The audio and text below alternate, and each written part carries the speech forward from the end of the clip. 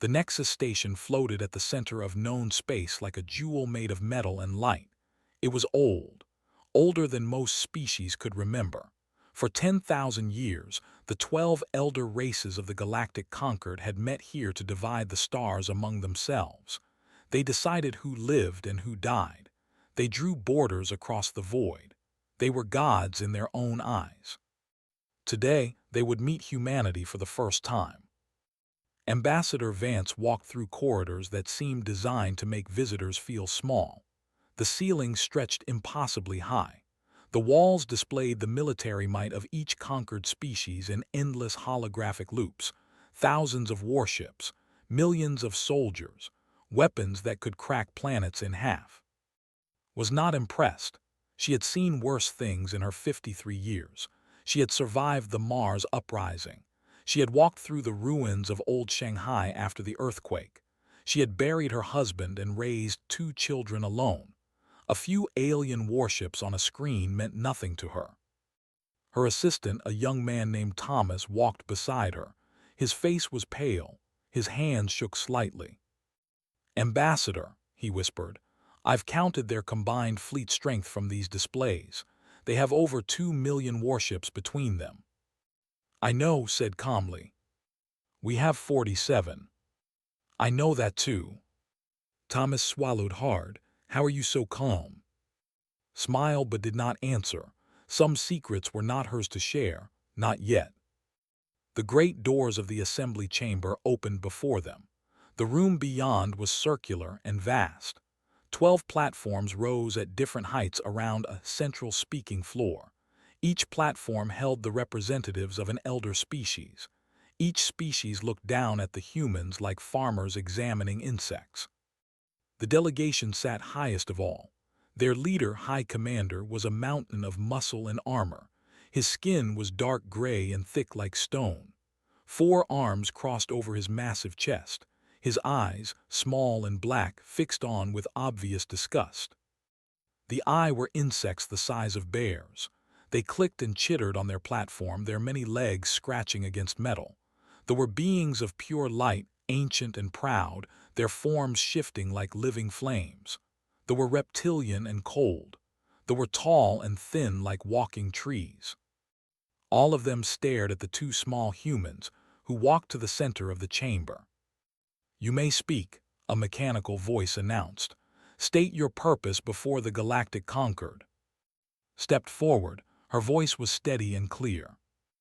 "I am Ambassador Vance of the United Earth Government. Humanity has achieved faster-than-light travel. We have established colonies beyond our home system. According to Concord law, we petition for full membership and recognition as a sovereign species." Silence followed her words. Then the laughter began. It started with the deep, rumbling chuckle echoed through the chamber like thunder. The eye joined with their clicking sounds of amusement. Even the dignified flickered in patterns that suggested mockery. "Show them," one of them demanded.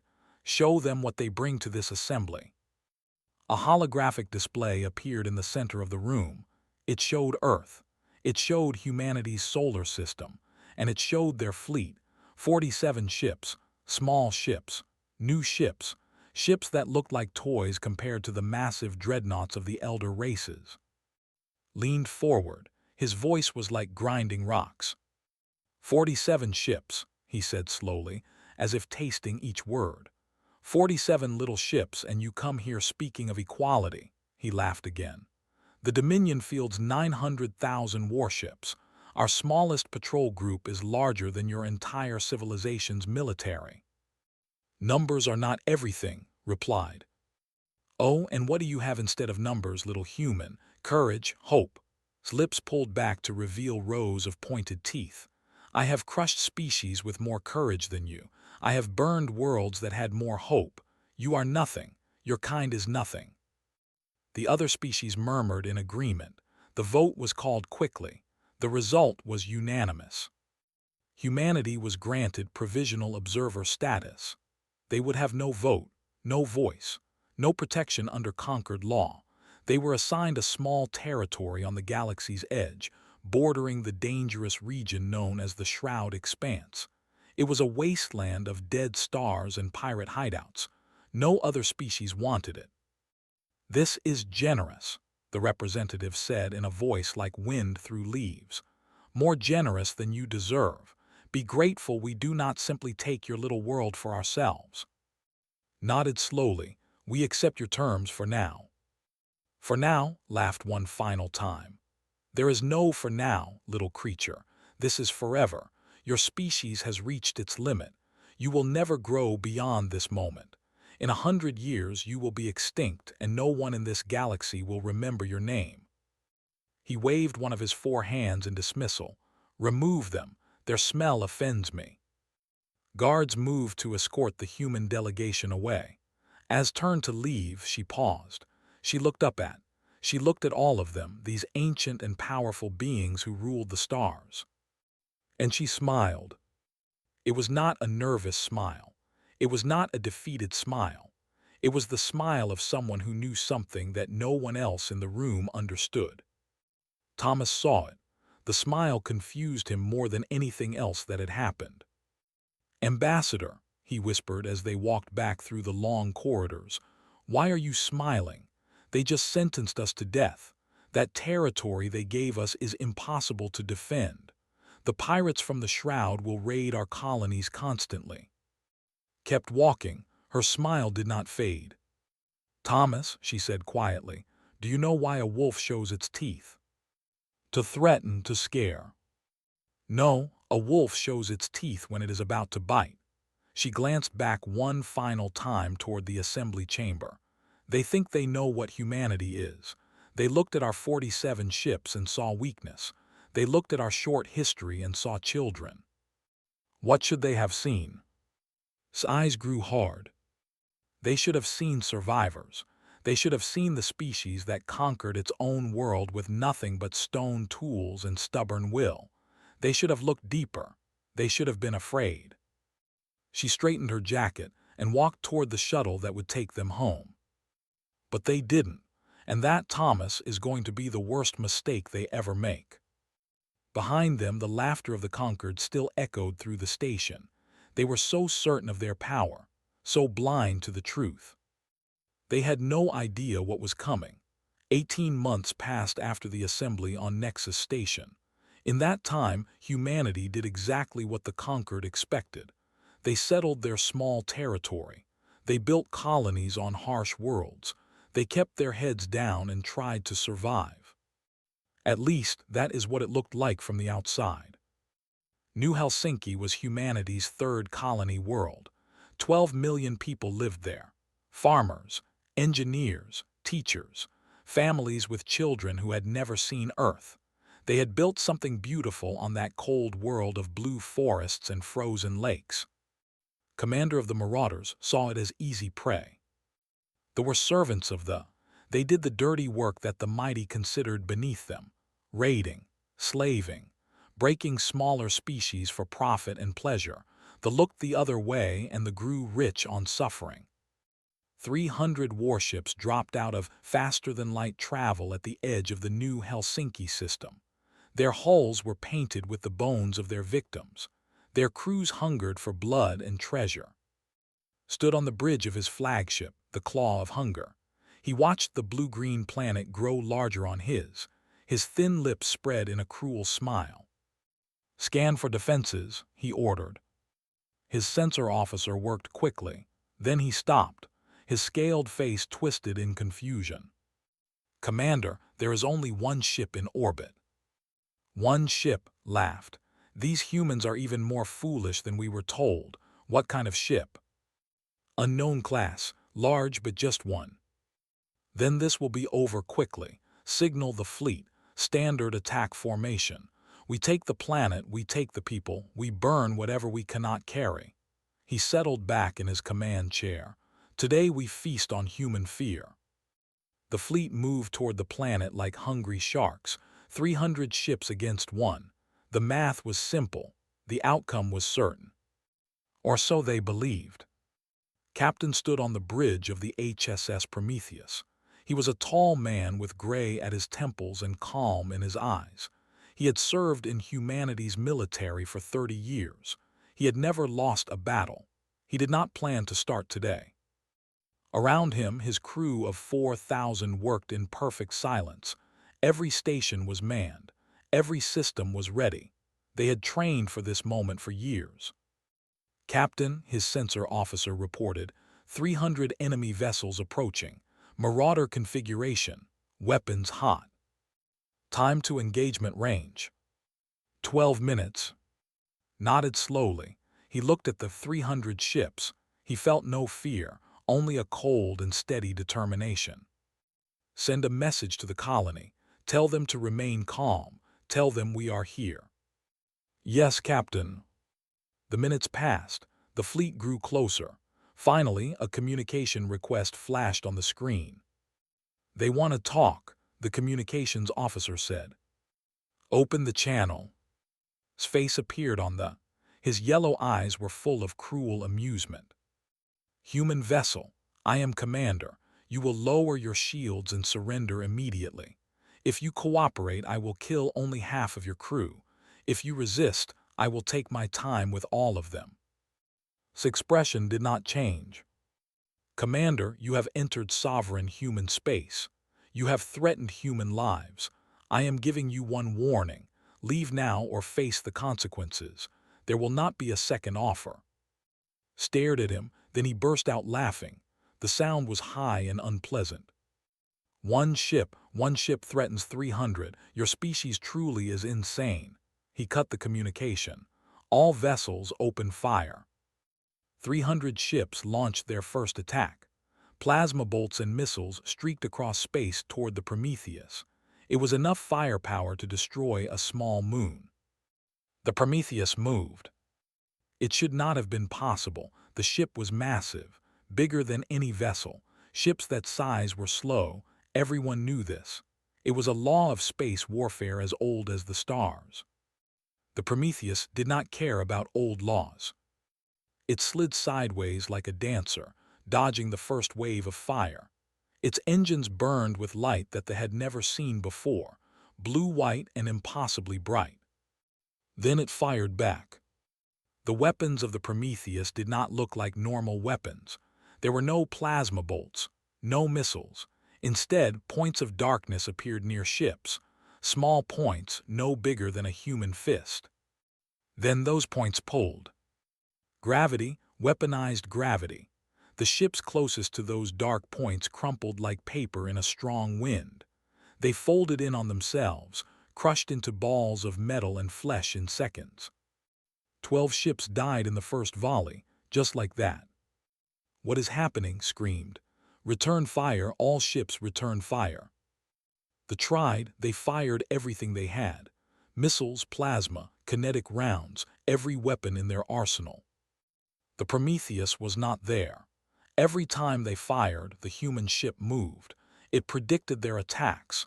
It danced between volleys like it knew what they would do before they did it. And it kept killing. Gravity wells crushed ships.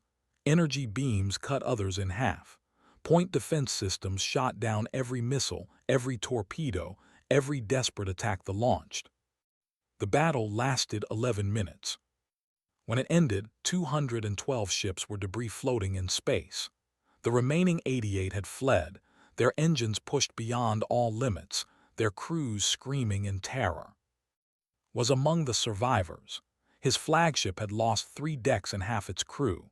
He stood in the ruins of his bridge, shaking with fear he had never known before. "What was that?" he whispered to no one. "What was that thing?" Captain watched the enemy flee on his. His ship had taken one hit. A dented hull plate that would take 2 hours to repair.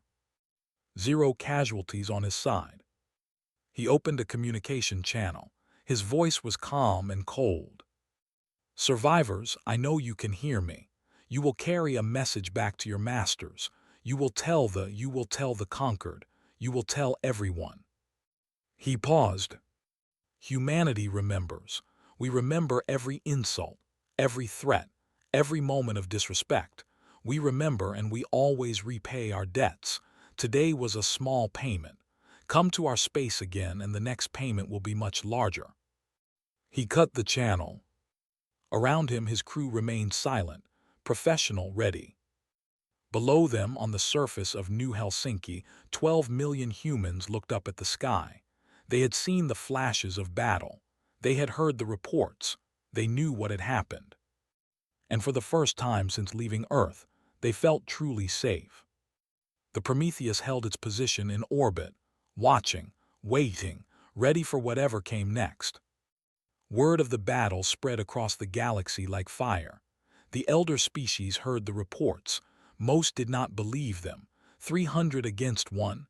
Impossible. They were lying to cover their failure. But the recordings did not lie. The sensor data did not lie. Something new had entered the galaxy, something dangerous. And it had only shown a tiny fraction of what it could do.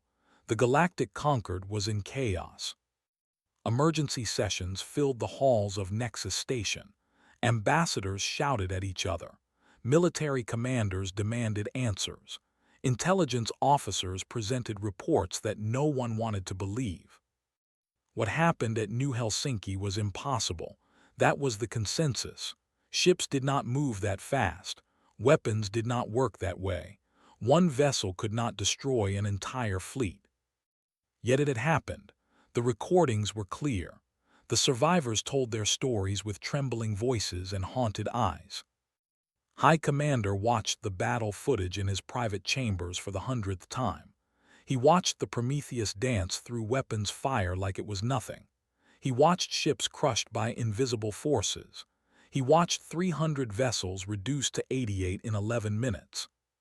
His 4 hands gripped the armrests of his chair so hard that the metal bent. "Impossible," he growled. "This is a trick, it must be a trick." But deep in his 4 hearts, he felt something he had not experienced in centuries: fear. Across the galaxy, on the of eternal light, another leader was feeling the same fear. Ambassador was ancient even by standards. She had watched empires rise and fall. She had seen species evolve from animals to. She had thought she understood the universe and its patterns. The humans had broken those patterns. She could not stop thinking about the battle, could not stop analyzing the footage. The technology she saw was unlike anything in conquered records. Gravity manipulation at that scale required power sources that should not exist. Reaction times that fast required computing systems beyond known science. Where had this come from? How had such a young species developed such things? She needed answers. The conquered was too proud to ask, too proud to admit that they might have made a terrible mistake. Was old enough to know that pride was a luxury the universe did not always allow. She traveled to human space alone. Her personal vessel crossed the border without incident. The humans knew she was coming. They let her pass. Station hung in orbit around Earth's moon. It was humanity's largest shipyard. From a distance it looked impressive enough. A few docking bays, some construction platforms. When Shuttle entered the station's interior space, she understood how wrong she had been. The station was hollow, a shell hiding its true contents, and inside that shell was a fleet. Not 47 ships, not 100.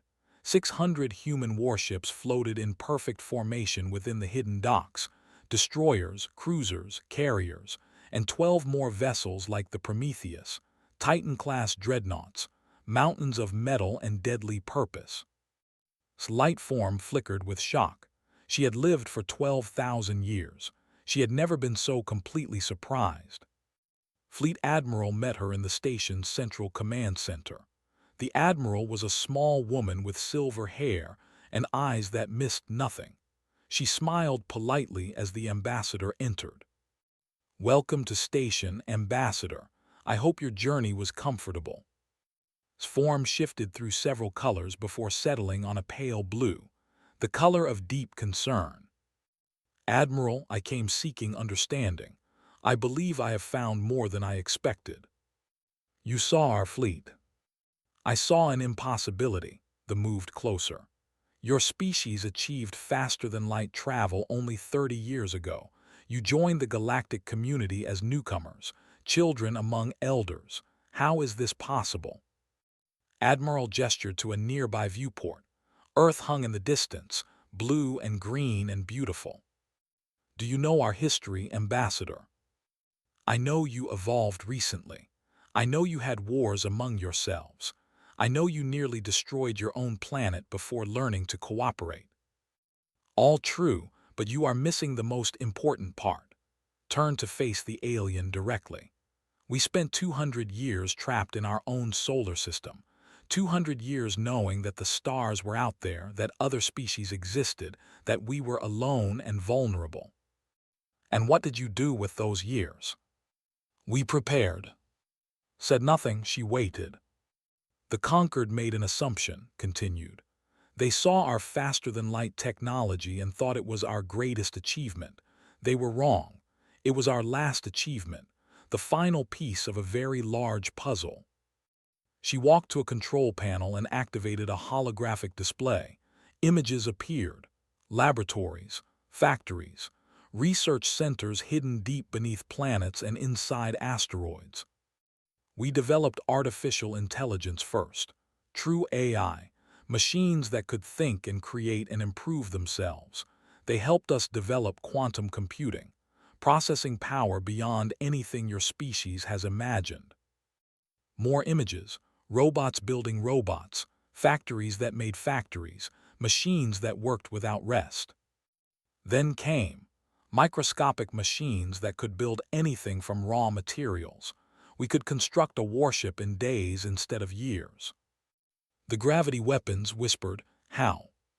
Gravitational manipulation. We cracked that secret 80 years ago. We have been improving it ever since. Our ships do not just use gravity drives, they control gravity itself. As a tool, as a weapon. The swarm flickered again. This time the color was red, fear. You were never the newcomers, she said slowly. You never needed our help, our protection. No. Then why come to the conquered at all? Why show yourselves? Admiral's smile faded. Her eyes grew hard. Because we wanted to know who we were dealing with. We watched your transmissions for decades. We learned your languages. We studied your cultures and your history. We saw how you treated younger species. The exploitation, the cruelty, the arrogance. She stepped closer too. Despite being much smaller, she suddenly seemed larger. We came to the conquered as children because we wanted to see how you would treat children. We wanted to give you a chance to be better than we feared. And you failed that test, Ambassador. You laughed at us. You gave us nothing and expected gratitude. You sent them to raid our colonies. They acted without conquered approval. They are puppets. Everyone knows this. They wanted to test us, to hurt us, to teach us our place. Shook her head. Instead, they taught us something about themselves. They showed us exactly what kind of neighbors we have. Floated in silence for a long moment. When she spoke again, her voice was very quiet. What happens now? That depends on the conquered. We have no desire for war. We never did. All we wanted was to exist in peace, to build, to grow, to raise our children among the stars. But you are ready for war. We are ready for anything. Looked out at the hidden fleet. We learned a long time ago that the universe does not care about fairness. It does not reward the good or punish the wicked. It simply is. And in such a universe, the only way to protect what you love is to be strong enough that no one dares threaten it.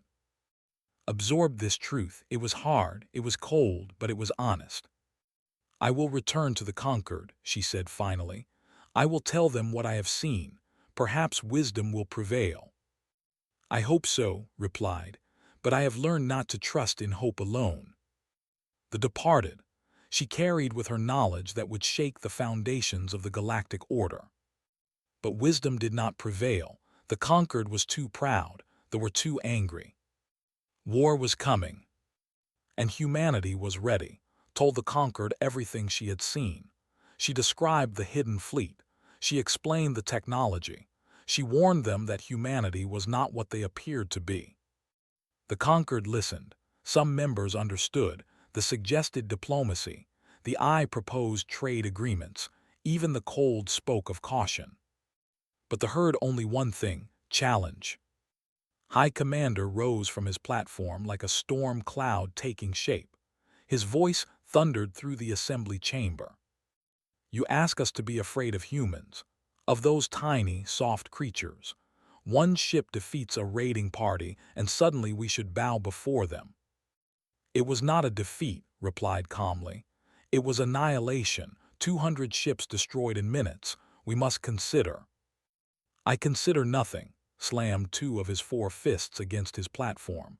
They have ruled these stars for 8,000 years. We have crushed every species that challenged us. We have broken empires and silenced gods. We do not fear. He turned to address the full conquered. The humans have grown bold because we have been too gentle. We gave them territory. We allowed them to exist. And this is how they repay our mercy, with weapons pointed at our allies, with threats against our order. Commander, the representative spoke softly, perhaps a measured response. The time for measures is over. His black eyes burned with ancient pride. I propose Operation Crimson Dawn. A combined fleet of 50,000 warships will travel to the human. We will demand complete surrender. We will take their leaders. We will break their military. We will scatter their population across 100 labor worlds where they will serve their betters until the stars themselves die. Silence fell over the chamber. His form turned the color of mourning. This is a mistake. It is justice. Turned to the other conquered members. Vote. The vote was close. The opposed, the abstained, but they had allies. The supported them, eager to claim human territory. The lesser species followed where power led. Operation Crimson Dawn was approved. 1 week later, High Commander stood on the bridge of his flagship, the Dominator. Around him, 50,000 warships stretched across space like an ocean of death. It was the largest fleet assembled in 3,000 years, enough firepower to burn 100 worlds. He broadcast his ultimatum on every frequency, knowing the humans would hear. People of Earth, I am High Commander of the Dominion. Your species has one solar cycle to surrender unconditionally. Your military leaders will present themselves for execution. Your population will be redistributed as labor stock across the conquered. Your will be stripped of all resources. Your history will be erased. Your future ends here. He paused, letting the words sink in. If you resist, we will reduce your planet to ash. Every city will burn. Every child will die. We will make such an example of your world that species 1,000 light years away will tremble at the memory. You have one chance. Choose wisely. The transmission ended, settled back in his command chair, satisfied. How long until we reach their system? He asked. 14 hours, Commander. Good, prepare the fleet for combat. I do not expect the humans to surrender. Their pride will demand a gesture of resistance. We will crush that gesture, and then we will crush everything else. On Earth, 8 billion people heard the ultimatum. It played on every screen, every speaker, every device capable of receiving a signal. For a long moment the planet was silent. People stopped in the streets. Children looked to their parents. Leaders gathered in emergency sessions. Fear was the natural response. 50,000 warships, the most powerful military force in the galaxy. What hope could humanity have against such a thing? But fear was not what came. Anger came instead. In Tokyo, crowds gathered in the streets. Their voices rose in a single word: no. In New York the same, in Lagos, in Mumbai, in Moscow, in Sydney. In 1,000 cities across the globe, humanity spoke with one voice. No. We will not surrender. We will not bow. We will not let our children be taken. We will not let our world burn. No. President Vance, the same woman who had smiled at the conquered 18 months ago, addressed the planet. Her face was calm. Her voice was steady. They have made their threat. They believe we are afraid. They believe we will break. They believe that because we are smaller, we are weaker. She looked directly into the camera, into the eyes of every human watching. They are wrong. We have faced extinction before. Ice ages, plagues, wars that killed millions. Every time we survived. Every time we grew stronger. We did not reach the stars by giving up. We did not build our civilization by surrendering to those who wished us harm. She straightened. We will not present our leaders for execution. We will not scatter our people. We will not surrender our world. Her eyes hardened. Come and try to take it. Across the planet, the response was immediate. Volunteers flooded military recruitment centers. Factories increased production. Scientists worked without sleep to prepare every weapon, every ship, every defense that humanity could muster. And in orbit, the human defense fleet gathered. 600 warships took position around Earth. 12 Titan-class dreadnoughts formed the inner ring. Cruisers and destroyers filled the gaps. Fighter wings prepared for launch. At the center of the formation, something new waited. The HSS Retribution was humanity's answer to an unfair universe, 12 kilometers long, bristling with weapons that had no equal in the galaxy, carrying enough fighters and drones to darken the stars. It was a fortress made mobile, a statement written in metal and fire. Admiral stood on the Retribution's bridge. Around her, 10,000 crew members worked with silent efficiency. They knew what was coming. They were ready. Status report, she ordered. All ships in position, weapons charged, shields at maximum, fighter wings standing by. The enemy fleet. 8 hours out and closing. Nodded, she had prepared for this moment her entire career. Every simulation, every battle, every decision had led here. Open a channel to all ships. The communication officer nodded. Channel open, Admiral. Spoke to her fleet. Her voice was calm but carried the weight of everything humanity had built and everything they hoped to protect. This is Admiral. In 8 hours, they will arrive expecting to find a frightened species ready to die. They will find something very different. She looked out at the blue curve of Earth below. Our ancestors survived ice and fire. They built pyramids and cathedrals. They split the atom and walked on the moon. They fell and rose and fell again, and always they stood back up. That is who we are. That is what we carry into this battle. They come here to take our future, our children, our very right to exist. They expect us to break. Her voice hardened to steel. We do not break. We are humanity. And today, we show the galaxy what that means. She cut the channel. Around her, her crew stood a little. Their fear faded. Their resolve grew. They were coming. Let them come. Humanity was ready. The fleet dropped out of faster-than-light travel at the edge of Earth's solar system. 50,000 warships, the largest armada assembled in 3, a force that had broken civilizations and ended species. High Commander watched the sensors with satisfaction. The human fleet was exactly where his scouts had reported. 600 ships clustered around there, outnumbered nearly 100 to 1. Pathetic, he growled. They gather together like frightened animals. This will be over before nightfall.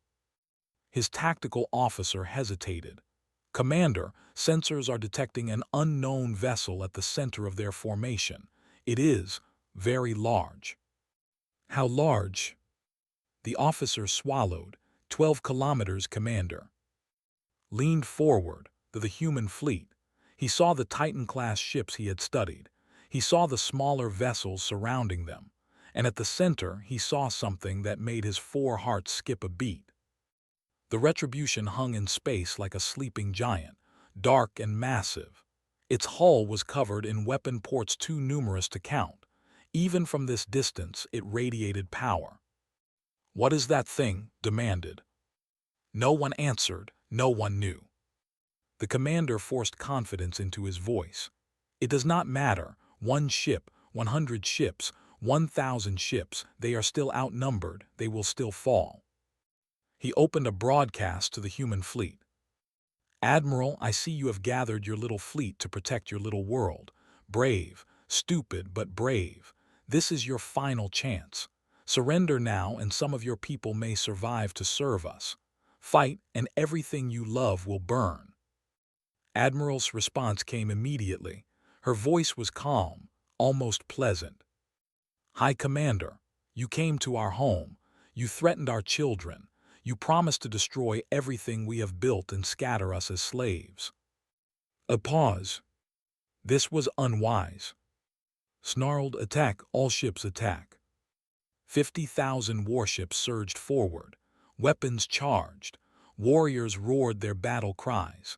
This was the moment their empire had trained for across 8,000 years. The human fleet moved. Not retreat, not scatter. They moved together like a single organism. The Titan-class ships spread to the wings. The smaller vessels formed protective screens, and the Retribution advanced to meet the enemy head-on. Fire at will, commanded. 50,000 ships opened fire. The space between the fleets lit up with plasma and missiles, enough firepower to crack a planet, enough destruction to end any civilization that had ever existed. The Retribution did not slow down. Point defense systems activated across the human fleet. Thousands of smaller weapons tracked incoming fire and destroyed it before it could hit. Missiles vanished. Plasma bolts scattered. The wall of death that they had unleashed met a wall of precision defense and simply evaporated. Then the humans fired back. The Retribution's main weapons were gravity cannons of a scale the galaxy had never seen. When they fired, reality itself bent. Holes appeared in space, darkness that pulled everything nearby into points of crushing force. Entire formations died in seconds.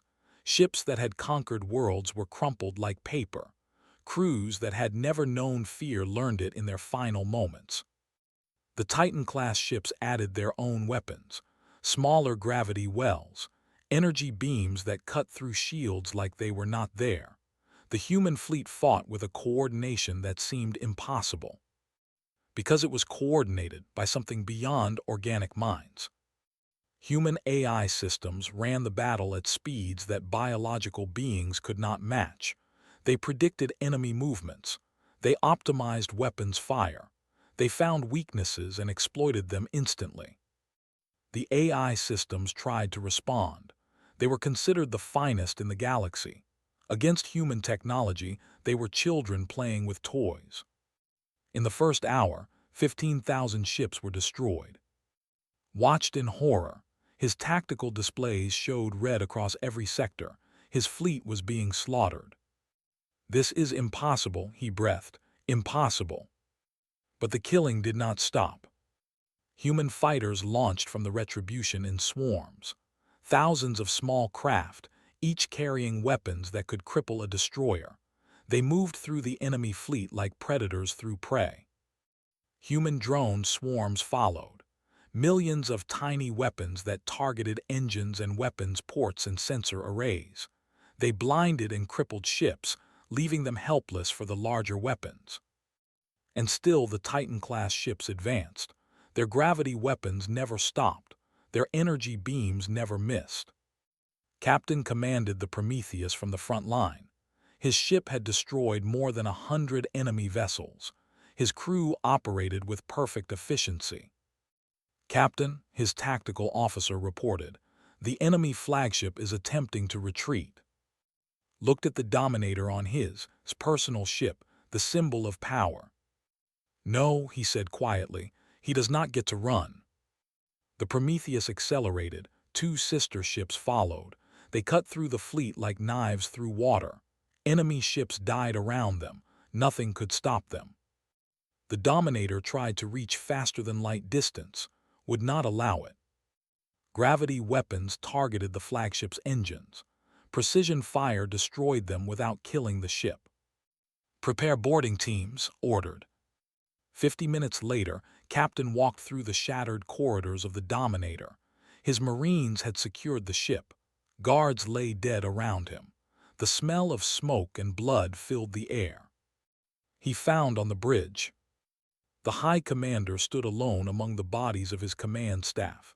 His gray skin was covered in dust and ash. His 4 arms hung at his sides. His black eyes stared at the human approaching him. "What are you?" demanded. His voice shook. Stopped a few meters away. He looked at the alien who had laughed at humanity, who had promised to burn their world, who had threatened their children. "You know what we are," said. "You just did not believe it. You are primitives, newcomers. You had no right to." "We had every right." His voice hardened. "We came to you in peace. You answered with mockery. We asked only for a chance to exist. You gave us threats and violence." He stepped closer. "We are the species that climbed out of caves and conquered our world with rocks and fire. We split the atom before we knew what atoms truly were. We walked on our moon within a generation of learning to fly. We survived ice ages and plagues and wars that should have destroyed us." He stood directly before the trembling commander. "We are humanity. We adapt. We overcome. We do not break. And we never ever forget those who hurt us." Sank to his knees. For the first time in his 800 years of life, he knew true defeat. "Please," he whispered, "mercy." Looked at him for a long moment. "We will show you more mercy than you would have shown our children." He signaled his Marines, "Take him." Outside, the battle was ending. Of 50,000 warships, fewer than 3,000 escaped. The rest were debris drifting through space. The greatest fleet in galactic history had been destroyed in 4 hours. Humanity had lost 18 ships, 18 out of 600. On Earth, people watched the battle through live feeds. When the final ship fled, the planet erupted in celebration. Tears and laughter and songs that had been silent for too long. They had survived, they had won, they were free. In the weeks that followed, the galaxy changed. The Galactic Concord dissolved. Its members could not agree on anything except fear. The Dominion collapsed into civil war as subject species rose against their weakened masters. A new coalition formed, the Terran Accord. Humanity stood at its center not through conquest but through choice. Species that had been oppressed looked to Earth for protection, for leadership, for hope. Ambassador Vance, now president of the Terran Council, addressed the new galactic order from the bridge of the Retribution. The same woman who had smiled at the Concord's insults now spoke for the most powerful force in known space. "We came to the galaxy in peace. That offer was rejected. We asked for equality. That request was mocked. We sought only to exist, and our existence was threatened." She looked at the assembled representatives of 100 species. "Now we offer peace again. But understand, we will never forget what was done. We will never allow it to happen again, to us or to anyone. The days of elder species preying on younger ones are over. The era of might without mercy is ended."